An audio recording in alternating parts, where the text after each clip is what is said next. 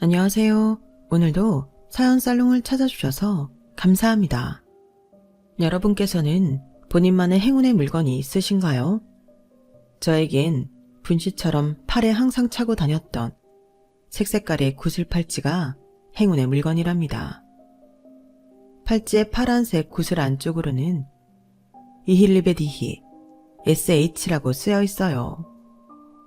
어렸을 땐 이 문구의 의미가 뭔지도 모르고 차고 다녔는데 나중에 검색해보니 독일어로 I love you의 의미더군요.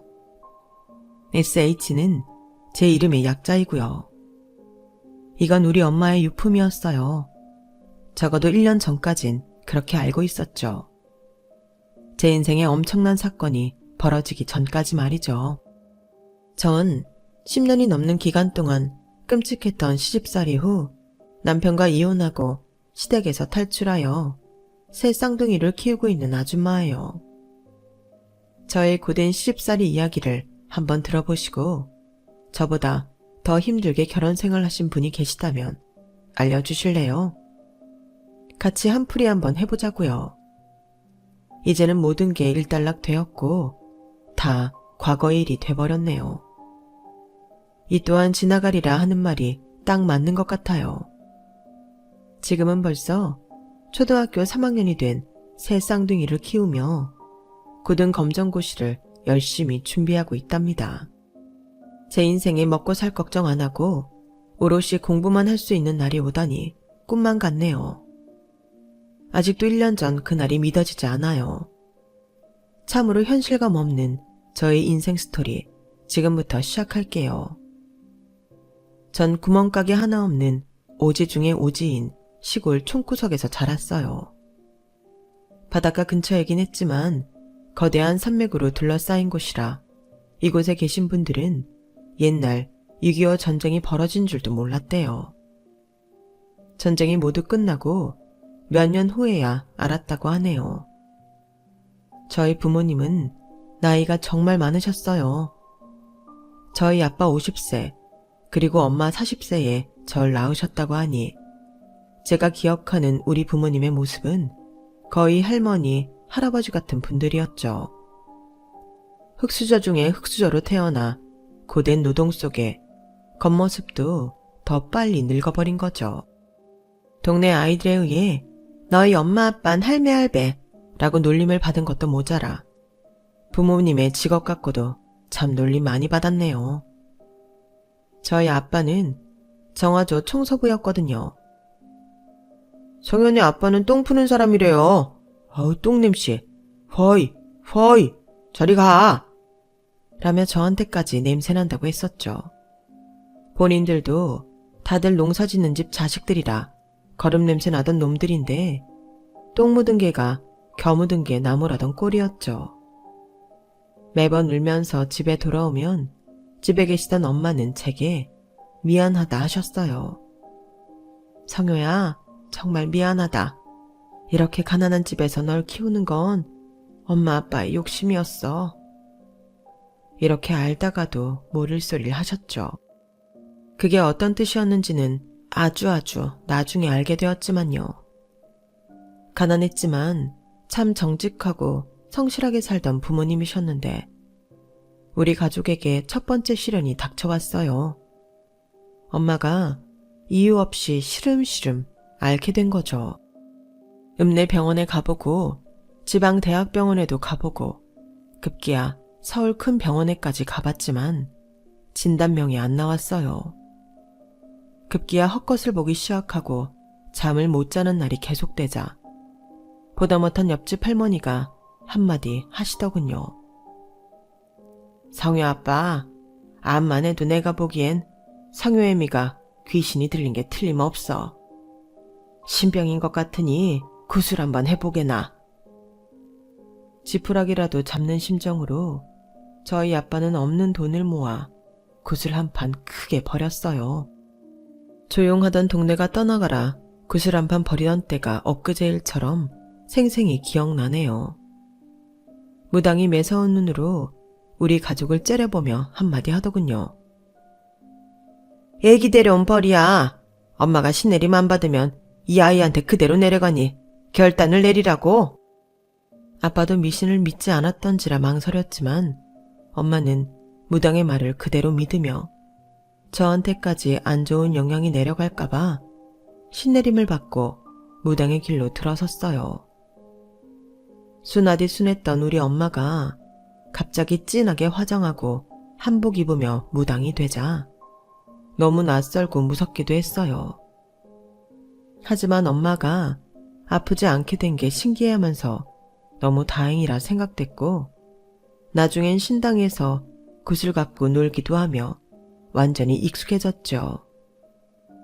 시골 읍내에서 신당을 차렸던지라 찾는 사람이 많진 않았어요.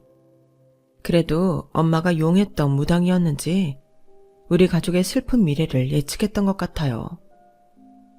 성효야, 엄마 아빠는 아마 오래도록 네 곁에 있어주지 못할 것 같다. 아무리 봐도 우리 가족의 3년 이후의 미래가 안 그려져. 혹시 엄마 아빠한테 무슨 일이 있어도 너무 놀라거나 슬퍼하지 말고 꿋꿋하게 잘 살아가야 한다. 사람은 모두 언젠가는 죽기 마련이고 자기 인생은 자기가 개척하는 거니까. 알았지? 초등학생이었던 전 그게 무슨 말인지 잘 몰랐지만 그 이후 3년 정도 흐르고 중학교 입학식 날 저희 부모님은 교통사고를 크게 당해 그 자리에서 돌아가시고 말았어요. 두 분이 한날 한시에 가시게 된 거죠.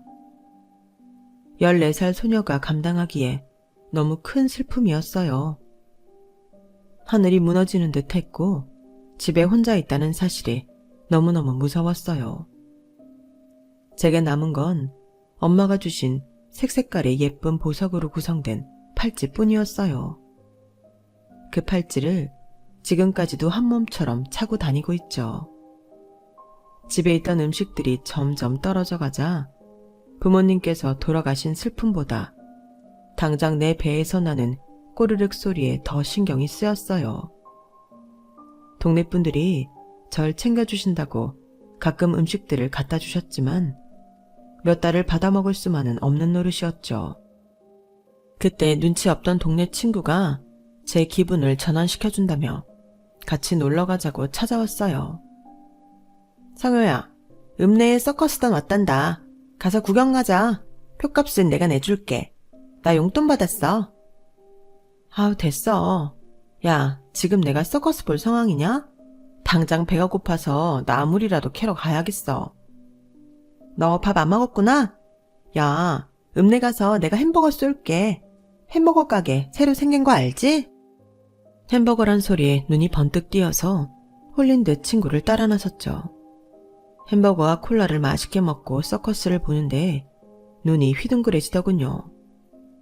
서커스 단원들의 옷이며 무대 디자인이며 형형색색의 화려함에 도취되었어요. 다 끝나고 나가려는데 벽보에 서커스 여성 단원 모집, 키 155 이하, 숙식과 월급 제공이라고 적혀있더군요.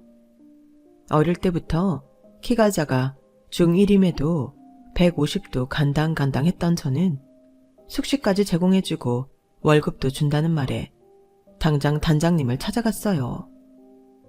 작은 체구에 당찬 저의 태도가 마음에 드셨는지 바로 채용되었죠. 당장 그날 저녁 서커스 단원들의 식사부터 아주 푸짐했던지라 배 터지게 밥 먹을 수 있다는 사실에 너무 기뻤어요. 그때만 해도 중학교 의무교육 전이라 전 바로 중학교를 자퇴하고 말았죠. 학교 선생님들께선 강하게 만류하셨지만 공부에 큰 뜻도 없던 저는 당장 굶지 않게 해주는 서커스단이 학교보다 훨씬 좋았거든요. 마술사 선배의 매직 박스 안에 몸을 굽히고 들어가기도 하고 원통 안에 숨어있기도 하면서 서커스단 내에서의 제 역할을 다 했어요. 단장님으로부터 칭찬도 많이 받았죠. 그렇게 1년 정도 전국을 다니며 유랑단 생활을 하는데 15살이 되던 해 겨울 3달 동안 제 키가 갑자기 14cm나 커버리더군요. 150이었던 제 키가 164가 되자 더 이상 통이나 박스 안에는 들어갈 수가 없었어요. 서커스 단원들은 물론 저 또한 매우 난감해했죠. 원래 하던 역할을 할 수 없게 되었으니 단장님께선 고공 줄타기를 한번 배워보라고 하시더군요. 저도 밥값은 해야 했기에 새로운 기술을 연마해보기로 했어요.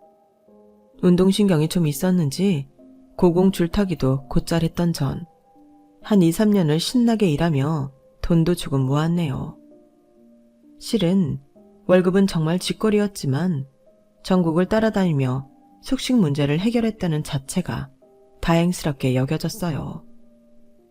엄마 아빠의 부재를 못 느낄 만큼 서커스 단원들과 가족같이 지내는 것도 만족스러웠고요. 그러나 그런 행운도 영구적이진 않더군요. 높은 곳에서 줄타기 하다가 땅으로 곤두박질하는 사고가 벌어지고 말았어요. 그 후로의 기억은 없었는데 눈 떠보니 병원에 제 양쪽 다리가 깁스한 채로 묶여있더군요. 제 앞엔 아무도 없었죠. 제가 정신이 드니 간호사가 의사를 불렀어요. 보호자 없나요?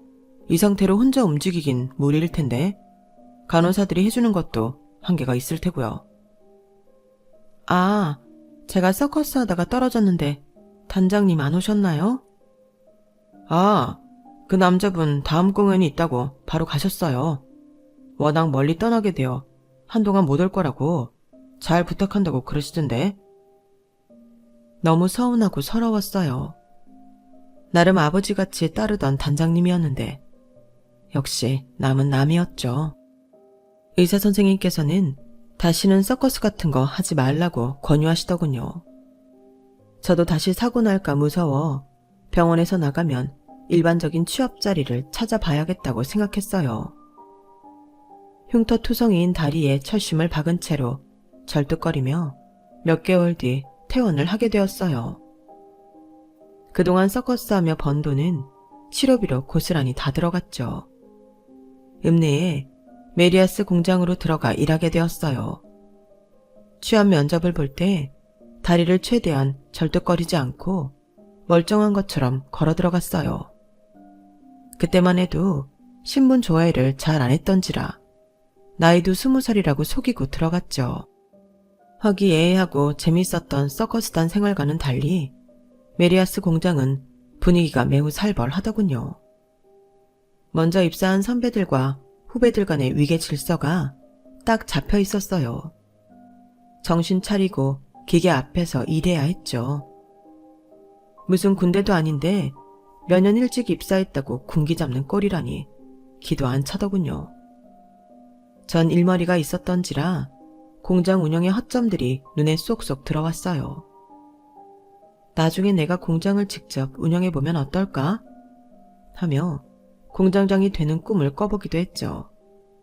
그러려면 돈이 많이 필요할 테니 일단 돈을 많이 모으고 싶은 마음에 야근도 마다 않고 정말 열심히 일했어요. 그렇게 쎄빠지게 밤새 일해도 통장에 찍힌 금액은 얼마 되지 않았죠. 생각보다 적은 액수에 실망하고 있을 때 옆에서 함께 일하던 남자 선배의 월급을 슬쩍 훔쳐봤더니 저보다 훨씬 더 많이 받더군요. 어머, 오빠는 왜 이렇게 많이 받아요? 제 월급의 반은 더 많은걸요? 그 남자 선배는 당돌한 제 물음에 황당하다는 듯이 허허 웃으며 답했어요. 당연하지. 난 너보다 3년이나 더 일했고 전문대 나오고 군대 갔다 온 경력까지 다 쳐주던데. 어머 오빠 대학도 나왔어요? 야 엘리트네. 뭐 지방에 있는 이름 모를 전문대야.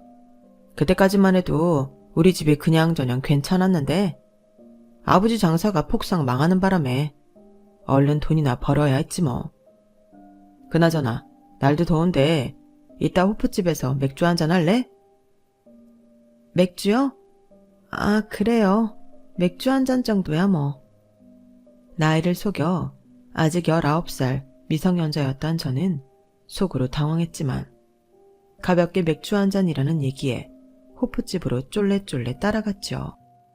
그러나 호프집 입장하는 데스크에서 딱 걸리고 말았어요. 주민등록증 좀 주시겠어요? 뻘쭘하게 눈치만 보다가 전 그냥 호프집 밖으로 나와버렸고 오빠한테 제 실제 나이를 실토했네요. 저 사실 아직 19살이에요. 미성년자라고 하면 안 써줄까봐 메리아스 공장 취업할 때 나이 속인 거예요. 진짜 어쩐지 꼬맹인 것 같더라니. 뭐요? 꼬맹이라뇨. 이래봬도 산전수전 공중전까지 다 겪은 사람이라고요. 그래? 그럼 이번 주 주말부터 오빠랑 동물원 가고 공원 다니고 하면서 네가 살아온 얘기 해줄래? 산전수전 다 겪었다며. 얼마나 드라마틱하게 살았는지 어디 한번 들어보자고. 어때? 그렇게 도철이 오빠와 전 공장에 쉬는 일요일마다 만나서 산으로 들로 놀러를 다녔죠. 몇 달이 지나고 20살이 되자 정식으로 사귀자고 하더군요. 아니, 사귀는 게 아니라 결혼하자고 했어요. 제 동그란 눈은 더 커졌죠. 너무 당황스러웠거든요. 뭐? 결혼? 나 이제 20살인데 결혼하자고? 우리 정식으로 데이트 한 번 안 했잖아. 지금까지 산으로 들러 놀러 다닌 게 데이트지. 그럼 뭐야? 어차피 넌 나랑 결혼하게 될 거야. 네가 공장 내 옆 라인에서 일 시작할 때부터 난 널 찍었어. 내 신부감으로 말야. 널 챙겨주고 소중히 여겨준 것도 다 그 때문이야. 넌 내 가족이 될 사람이니까. 그냥 가볍게 만날 거였으면 시작도 안 했어. 진지한 눈빛에 도철 오빠의 멘트가 제 가슴을 울렸어요. 그중에 가족이란 단어가 콕 박혔죠. 엄마 아빠가 한날 한시에 돌아가시고 가족 없이 살아온 날이 주마등처럼 스쳐 지나가더군요. 눈물이 왈칵 났어요. 이 사람이 내 가족이 되어준다니, 날 지켜준다니, 내가 다시 가족을 갖게 된다니 꿈만 같았죠. 그날 이후 뭐에 이끌리듯 빠르게 결혼을 진행하게 되었고 정신 차려보니 상견례 자리더군요. 진도철 이 남자는 3형제 중에 큰아들이었고 20대 초반에 시동생들이 2명이나 있었어요. 남친의 아빠는 장사를 하다가 사기를 크게 당해 완전히 말아먹고 일용직 건설 노동자로 살고 있었어요. 남친의 엄마는 시장 바닥에서 돗자리 깔아놓고 나물 다듬어 파는 사람이었죠. 저도 참 어렵게 자랐지만 이 사람의 현재 상황도 흙수저 중에 흙수저였어요. 게다가 큰아들인지라 공장에서 월급 받는 족족 가족에게 모두 갖다 주고 있는 모양이었죠. 녹록지 않은 삶을 살고 있던 시댁 식구들은 모두 무표정이었어요. 큰며느리감인 절 처음 보는 자리에서도 반기는 기색 하나 찾아볼 수 없었죠. 우리 큰아들하고 결혼한다고? 넌 지금까지 모은 돈이 얼마나 있냐? 그래도 메리아스 공장에서 몇 년 일했다며. 한 얼마가는 모아놨을 거 아냐. 우리 큰아들 데려갈 거면 그 돈 다 내놓을 생각해라. 얘가 우리 집안 기둥인데 한 집안의 기둥뿌리 뽑아가려면 그 대가를 치러야지. 안 그러냐? 예비 시모의 말에 전 벙쪄버렸어요. 상견례 자리에서 대뜸 첫마디가 돈 내놓으라니 어이가 없었죠. 정신 차리고 얼른 대답해야 했어요. 안 그럼 진짜 내 돈 다 뺏길 것 같았거든요. 어머님, 제가 모아봐야 얼마나 모았겠어요. 기본적인 세간살이 마련할 돈 정도밖에 없습니다. 어머님 아버님께서도 일하고 계시다고 들었는데 왜 제가 모아놓은 돈을 시댁에 다 드리고 결혼해야 하는 거죠? 그렇게는 못합니다. 원하시는 혼수 있으시면 말씀해 주세요. 제가 가진 돈 안에서 해결해 보겠습니다. 도철아, 착한 여자애 데리고 온다며? 이게 착한 거냐? 우리 집이 이렇게 힘든 상황인데 돈이라도 좀 있는 여자애를 며느리로 들여야지. 코아 마냥 애비애미도 없는 애를 데리고 오면 어쩌자는 말이냐? 너는 이 집안의 장손이 오로지 너만 생각하냐? 이기적인 놈. 당장 저 여자애 데리고 나가라. 결혼은 무슨? 꼴도 보기 싫다. 어머님, 말씀이 심하시네요. 고아라뇨. 저희 엄마 아빠가 교통사고로 빨리 돌아가신 게 어디 제 탓인가요?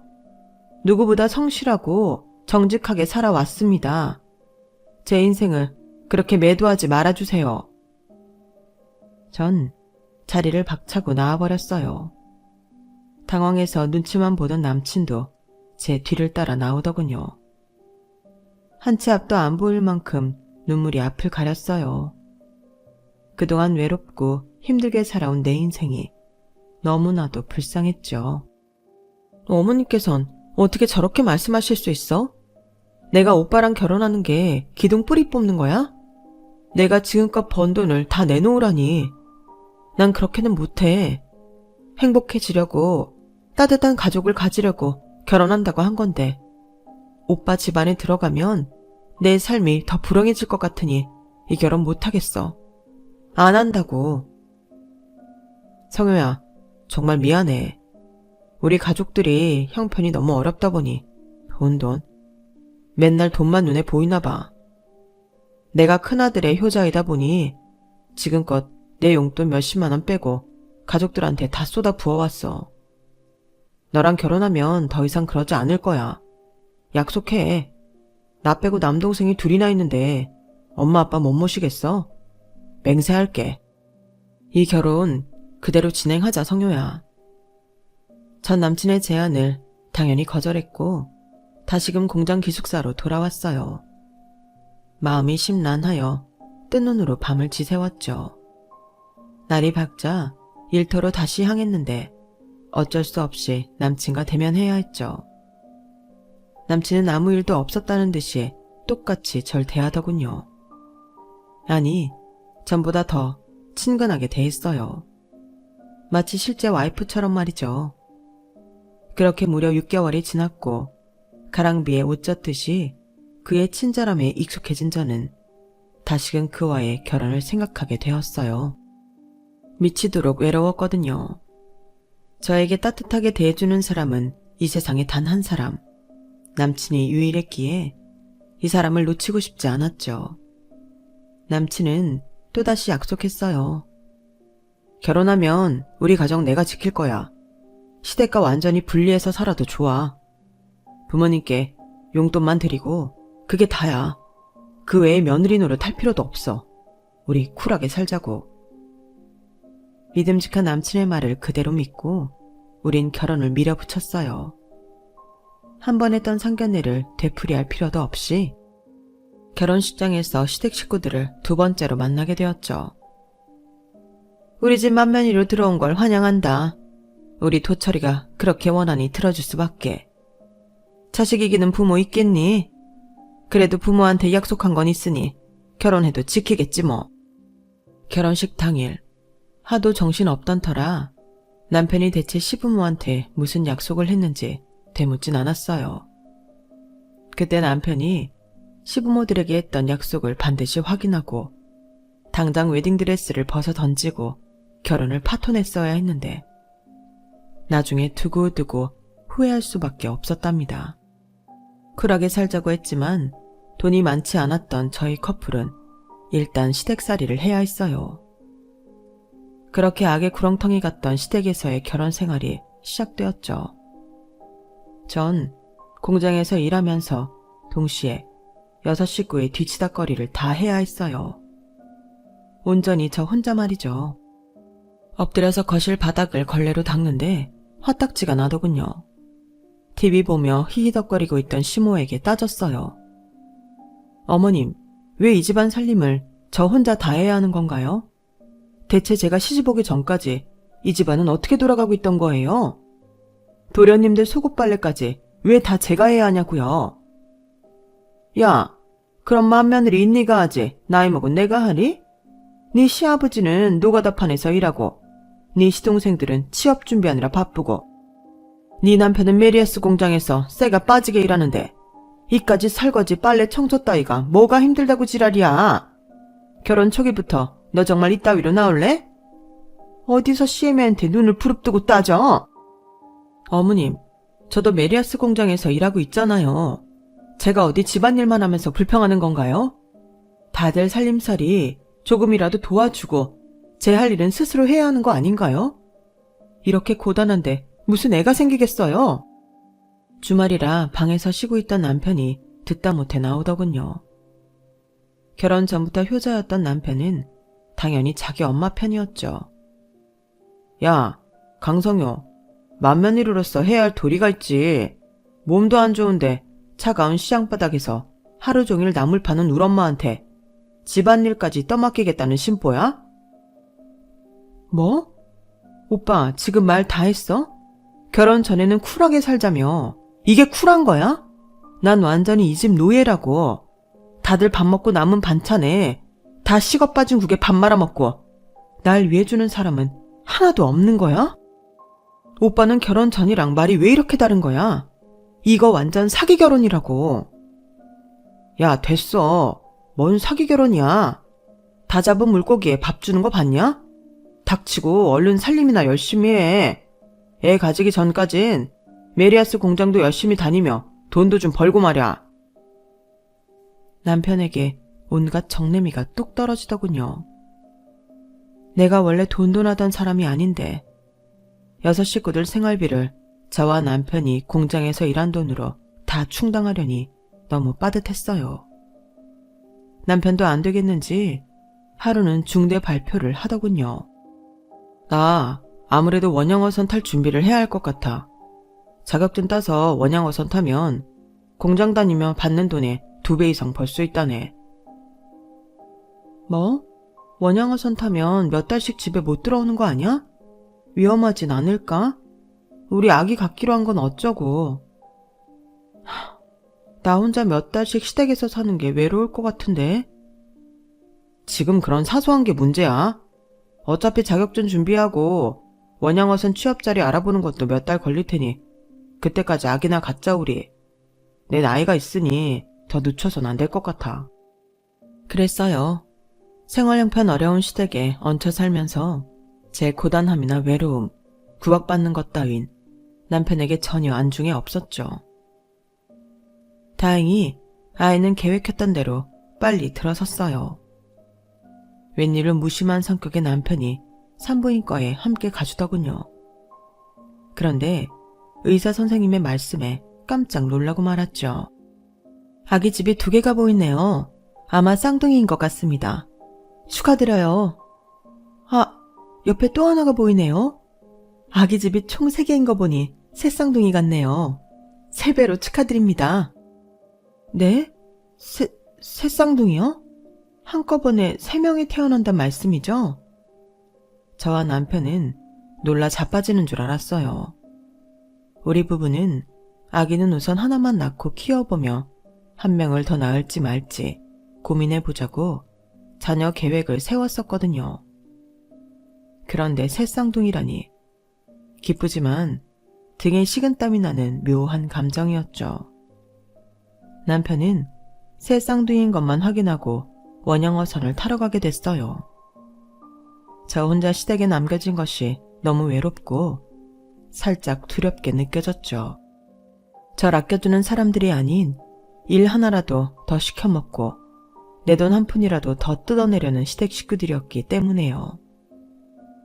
전 막달까진 일해서 돈을 모아놔야 한다는 신념하에 공장을 계속 다녔어요. 그런데 강제로 그만두게 되는 커다란 사건이 벌어지고 말았어요. 시부가 중풍으로 쓰러지고 만 거예요. 그때 임신 7개월 때였지만 새쌍둥이라서 배가 남산, 아니 백두산만 했었죠.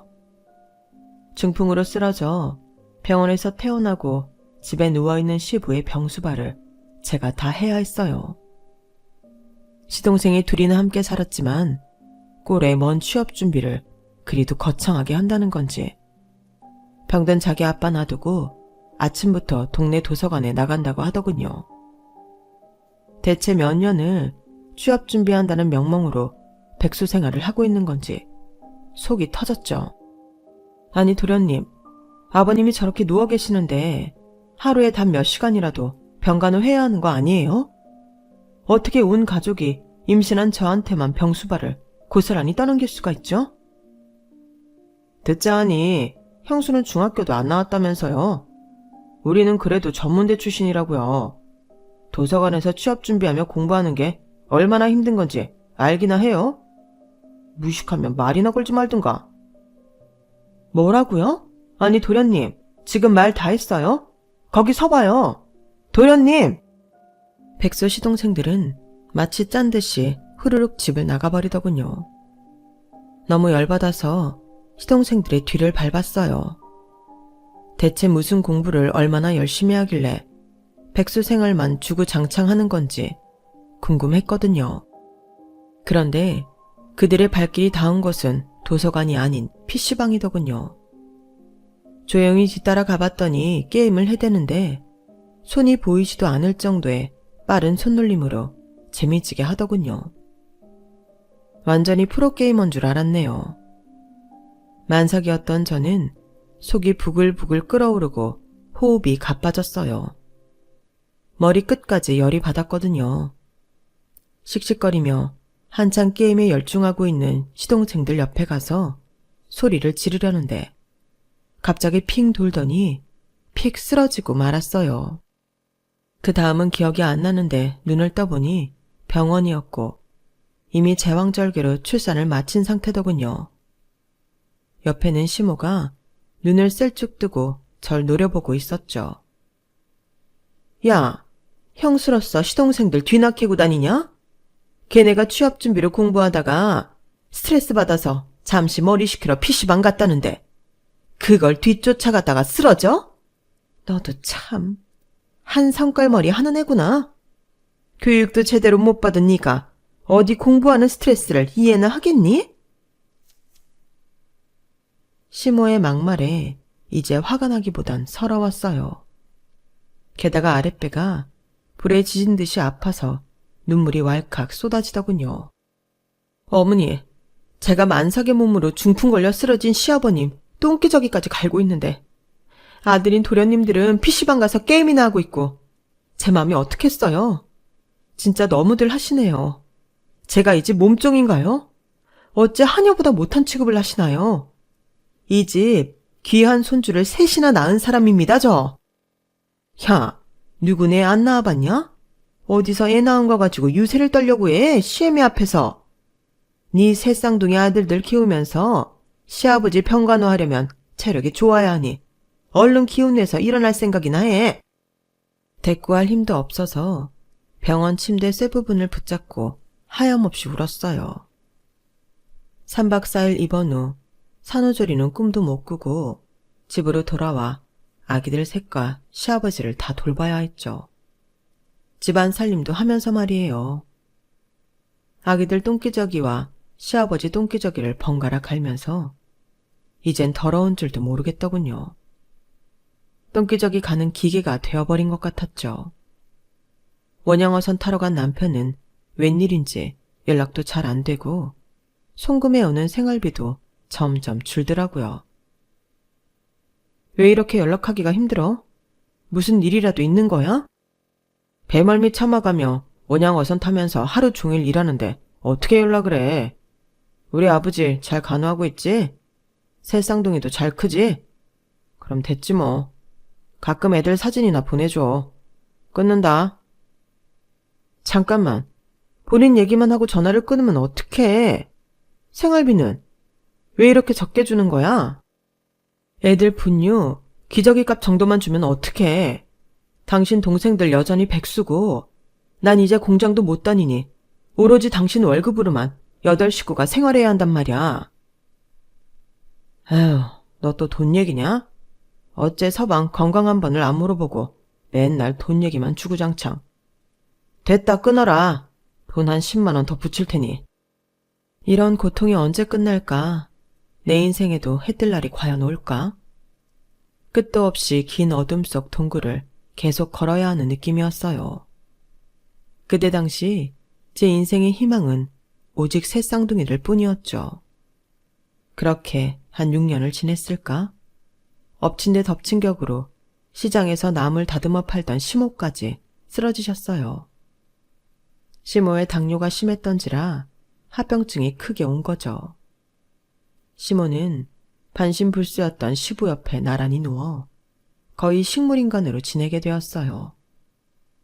그간 백수 시동생들은 나란히 택배 물류센터에 취직해 결혼도 하고 각자 독립해 살고 있었어요.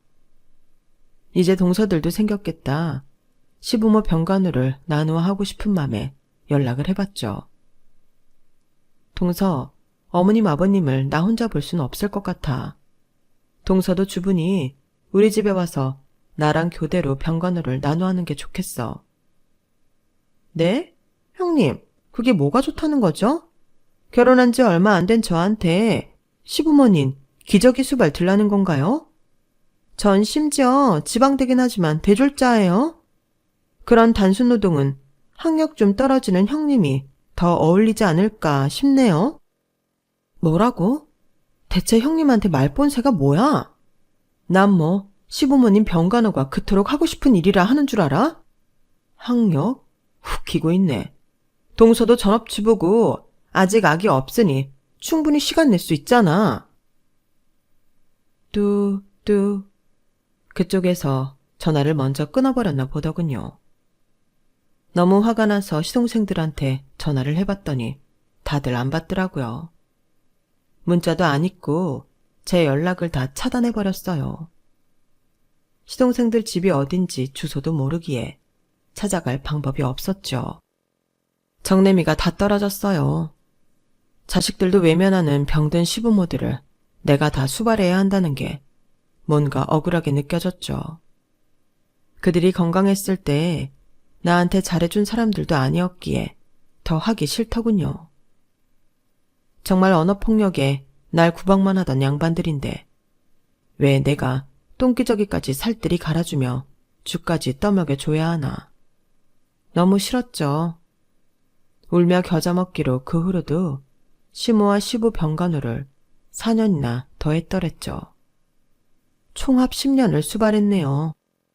어느 날인가 시장에 장을 보러 가는데 남편과 같은 원양어선을 타는 동료의 와이프가 절 불러 세우더군요.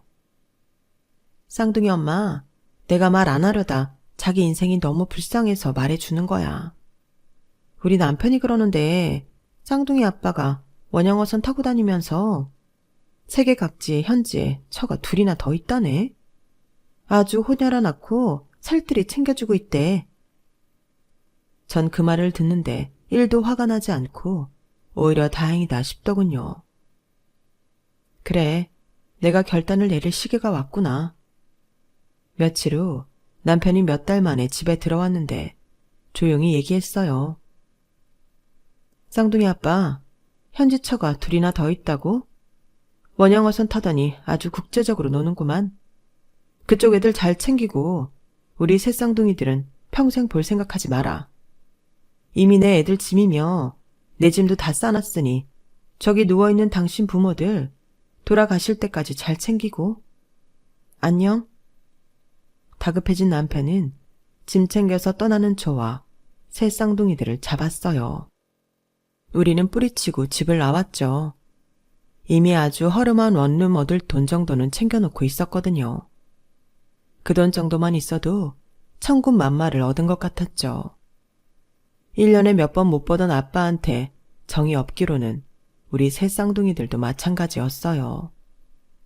오로지 엄마 껌딱지인 아이들이었기에 순순히 저를 따라 나섰죠. 남편도 본인 부모님들이 누워 계신지라 멀리는 못 따라 나오더군요. 그렇게 남편과의 질긴 악연은 쫑이 났습니다. 이혼 절차도 일사천리로 마무리되었고요.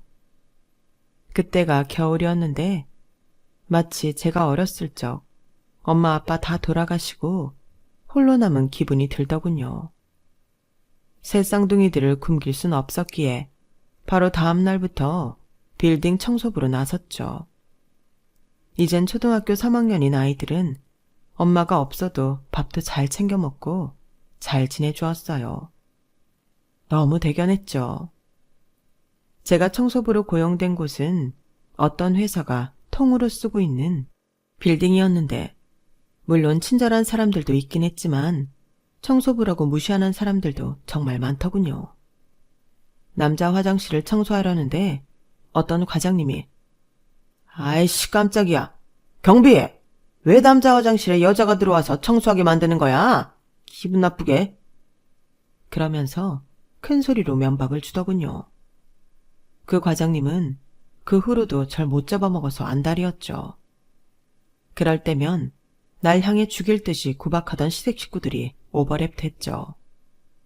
한 번은 사무실 내부를 청소하는데 바닥을 닦다가 그 과장님 신발에 물을 튀기고 말았어요. 그랬더니 눈을 부라리며 제게 또 소리치더군요. 일 똑바로 안 해? 여기서 잘리고 싶어. 이게 대체 얼마짜리 구두인지 알기나 해. 큰 소리가 나자 누군가 무리를 이끌고 저벅저벅 절 향해 걸어오더군요. 그러더니 제 손목을 확 낚아챘어요. 난 이제 잘리나 보다 라고 생각했지만 반전이 일어났어요. 아니, 이 팔찌. 실례가 안 된다면 팔찌 안쪽을 좀 살펴봐도 될까요? 네? 제 팔찌요? 왜 그러시죠? 이건 저희 엄마 유품인데요. 안쪽만 보여드리면 될까요? 자, 보셔도 됩니다. 고맙습니다. 아니, 독일어로 일리베티히 SH. 저 고향이 어디시죠? 어떻게 자라신 거죠? 집은 어디예요? 부모님은 누구시죠? 아, 여기서 이럴 게 아니라 지금 당장 회장실로 같이 가서 이야기를 좀 나눠도 될까요? 문비서, 이분 얼른 모시고 내 방으로 가자고. 와이프랑 우리 첫째 딸한테도 당장 연락해서 회사로 오라고 해. 얼른! 어리둥절한 저는 건물 맨 위층 넓디 넓은 회장실로 향했어요. 회장실은 저 말고 짬밥이 좀 있는 다른 분이 청소를 도맡고 있었기에 전 처음 가보는 곳이었죠. 규모와 화려한 디자인에 눈이 휘둥그레지더군요. 당장 유전자 검사 좀 해보면 안 될까요? 3살 때 잃어버린 내 딸인 것 같아서 말이에요. 그 팔찌 우리 부부가 독일 유학 때 막내딸을 낳은 직후 기념으로 제작한 거거든요. 세상에 하나뿐인 팔찌랍니다. 분명 아가씨가 내 딸이 맞는 것 같아요. 우리 와이프랑 붕어빵이네요. 제가 모든 절차와 비용은 알아서 지불할 테니 당장 시간 좀 내주시겠어요? 모든 게 혼란스러워서 아무런 대답도 못하고 있는데 갑자기 모녀 2분이 뛰쳐 들어왔어요. 세희야, 세희가 맞는 것 같아요, 여보. 세상에, 나 젊었을 때랑 똑같이 생겼네. 아휴, 어디 갔다 이제 왔니, 우리 아가. 그분들이 울기 시작하자 저도 덩달아 울음이 나더군요. 그 길로 저와 그분들은 모두 유전자 검사를 진행했고 몇 주 후 결과를 확인하니 친자로 뜨더군요. 우리 세 쌍둥이까지 모두 집으로 초대를 해주셔서 궁궐 같은 부모님이 집으로 향했죠. 친히 기사 딸린 벤츠까지 보내주셔서 편하게 타고 왔죠. 우리 아이들도 너무 좋아하더군요.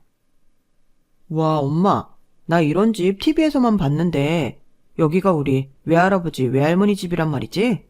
짱 좋다. 모두들 또다시 눈물을 흘리며 대문 밖까지 나와서 기다리시더라고요. 세희야, 내 새끼야, 어서 오렴. 아, 우리 손주들이구나. 아휴, 잘생긴 우리 손주들. 할머니가 한번 안아보자.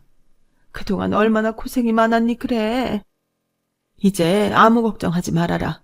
이 외할머니가 숨이 붙어있는 한 너희 사달라는 거 다 사주고 유학 보내주고 아무 걱정하지 말고 행복하고 편안하게 살렴. 공부도 열심히 하고 엄마 말씀 잘 듣고. 알았지? 세희야, 네 언니도 결혼해서 미국에서 터잡고 잘 살고 있어.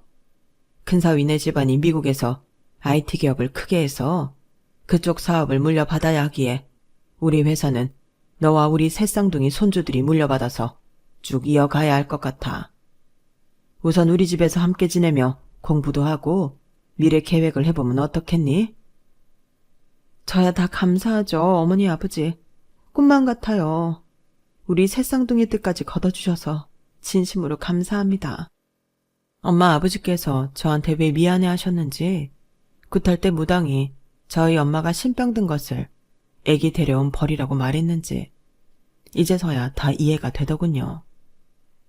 친부모님께서는 한국에서 가족 여행을 갔다가 3살박이 막내딸인 절 해변에서 잃어버리셨고 전국을 다 돌아다니고 해외 입양아까지 다 뒤지셨지만 결국 절 못 찾았다고 하네요. 아마 절 키워주신 부모님께서는 깊숙한 시골로 미아가 되어서 제 발로 걸어 들어온 저를 친자식 이상으로 잘 키워주셨던 것 같아요. 길러준 부모님께서 미아였던 절 경찰에 신고하셨다면 제 인생은 크게 달라졌을 수도 있겠지요. 하지만 지극한 사랑을 받았으니 전 그걸로 만족합니다. 아무 원망 없어요. 아참, 절 못살게 굴던 그 과장님은 회사 이사님의 조치하에 지방으로 발령받게 되었고 결국 퇴사했다고 하네요. 살짝 고소하더군요. 그리고 건너 알게 된 사실인데 전 남편이 췌장암에 걸렸지만 원양어선을 타느라 확인을 늦게 하는 바람에 치료도 제대로 못 받고 3달 전에 사망했다고 하네요. 시부모들께서도 그 전에 돌아가셨고요. 부고를 늦게 들어서 새 쌍둥이들과는 그분들의 납골당에 가서 명복을 빌었죠. 살아생전엔 미웠어도 우리 새 쌍둥이들과 핏줄로 연결된 사람들이니까요. 저희 친부모님들께선 제일 먼저 새 쌍둥이들의 지문을 경찰서에 가서 등록하게 하셨어요. 다시는 저와 같이 미아가 되지 않게 하기 위함이었죠. 전 아이들과 함께 친부모님 댁에서 더할 나위 없이 평온하게 살고 있습니다. 일하시는 분들이 무려 8분이나 계시는 대궐 같은 집이거든요. 이곳에서 검정고시 공부도 하며 만학도의 열의를 불태우고 있어요. 검정고시만 마치면 아이들과 함께 유학을 가라고 하시네요. 얼떨떨하고 낯설긴 하지만 전과는 다른 세상에 잘 적응하며 살겠습니다. 많은 행운이 한꺼번에 찾아온 만큼 저만 잘 먹고 잘 살지 않고 사회의 봉사도 많이 하며 살게요. 지금까지 저의 반전 인생 스토리를 함께 해주셔서 감사합니다.